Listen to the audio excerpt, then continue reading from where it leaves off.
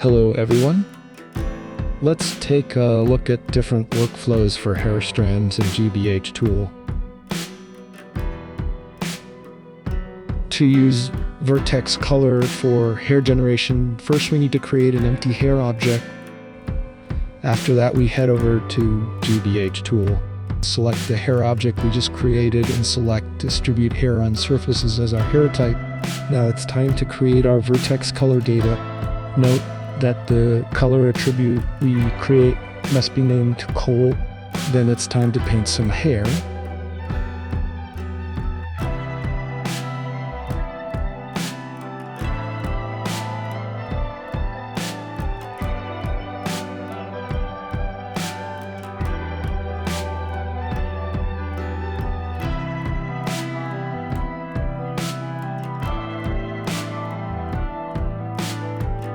We can control hair length using vertex color as well.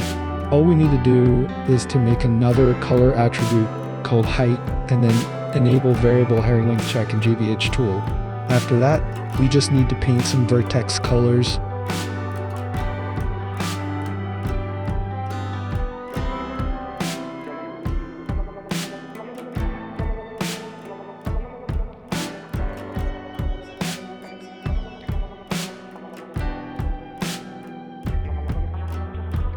Note that every modification we make is based on geometry node system, so it's possible to have another modifiers on top of our modifications. For example, in this case we can add some node groups from GBH library to our generated hair. Some hair rolls maybe. As you can see, some of our settings is overwritten when we add new node groups. So let's add hair thickness, materials, and UV control node groups. We can add more node groups if we want. Even you can have your own node groups in a library and quickly import and add them to your hair.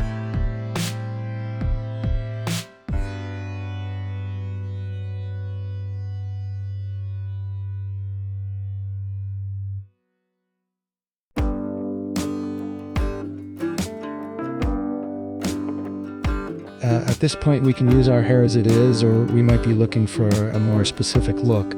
So one thing we can do is to convert our modification to a new object to have more manual control over our hair and maybe generate new modifications on top of it. In this case, I converted it to another curves object. Now we make the new object parented to character, and in the curves panel we select surface area object and UV map in order to make the new curves object editable with some hair sculpt tools.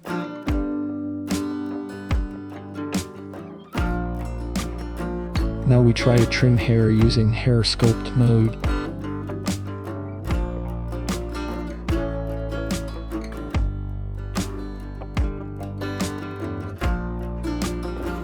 As you can see, you can set a minimum hair length.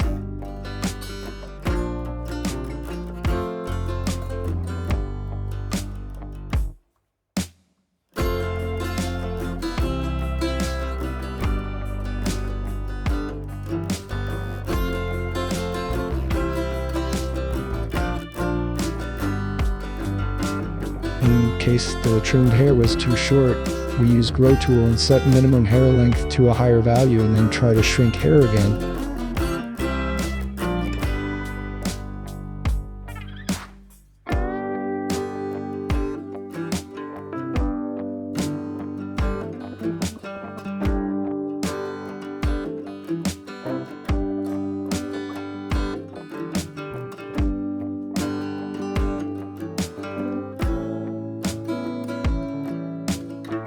As you might have noticed, I'm not a grooming artist, but as you can see, we can make some line cuts on fade area as well.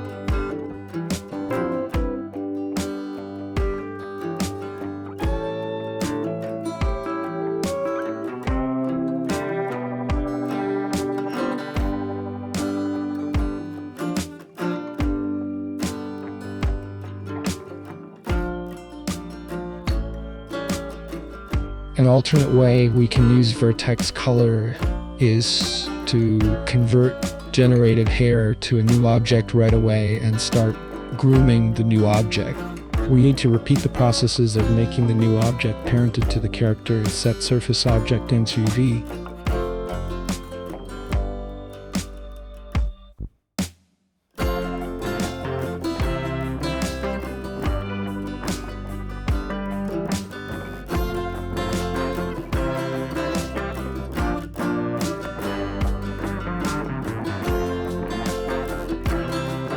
In this example, I just combed the hair quickly to a random style just for demonstration. After that, we can convert our modification again to do some fine tweaks on it.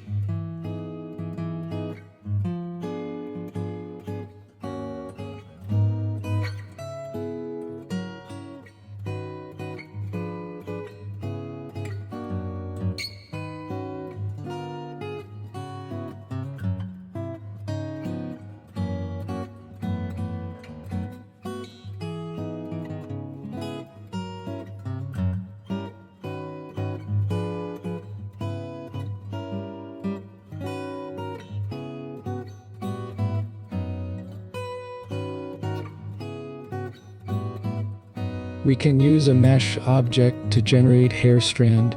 All we have to do is to have one or multiple reasonable meshes inside a collection. Then we need to create an empty hair object and then head over to GBH Tool and select Mesh to Hair option, then select our collection. After that, we need to make sure to have edge crease where we want the hair roots to be. In order to make edge crease, we switch to edit mode, and after selecting the edges we want, we have to press Shift+E on keyboard and drag our mouse way up. When the edges turned pink, we left click. Now, hair strands should appear and you can start modification to your liking.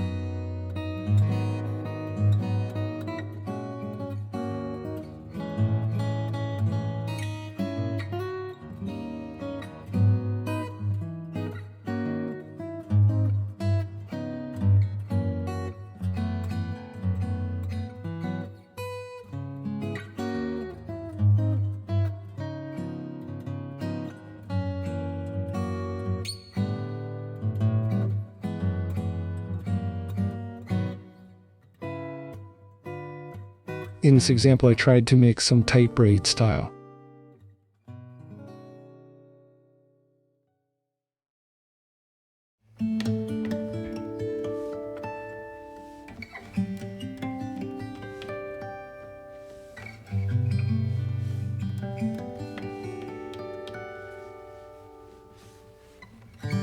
Because the mesh I used had an offset from character's scalp, we can see that the hair is floating. To fix this issue, we can use shrink wrap modifier. In fact, any modification we do on our mesh gets applied to our hair. For example, if I move some of the mesh upwards like this, the hair changes as well.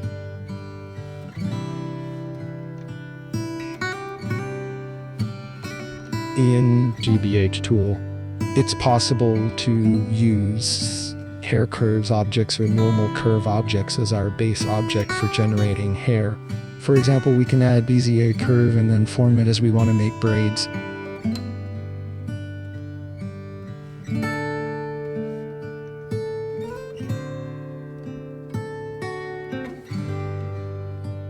We can control many aspects of our generated braids like so.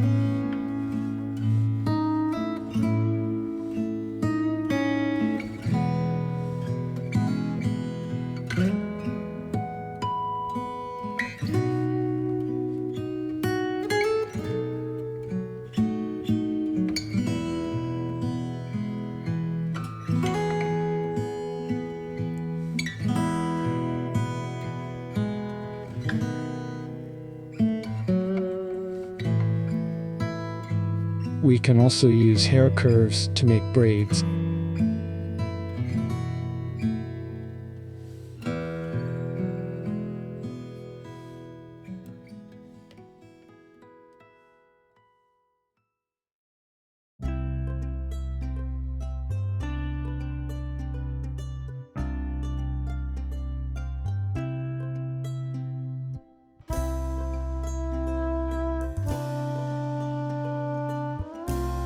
We also can make a hair curves object and groom it the way we want and convert it to a new curve object afterwards.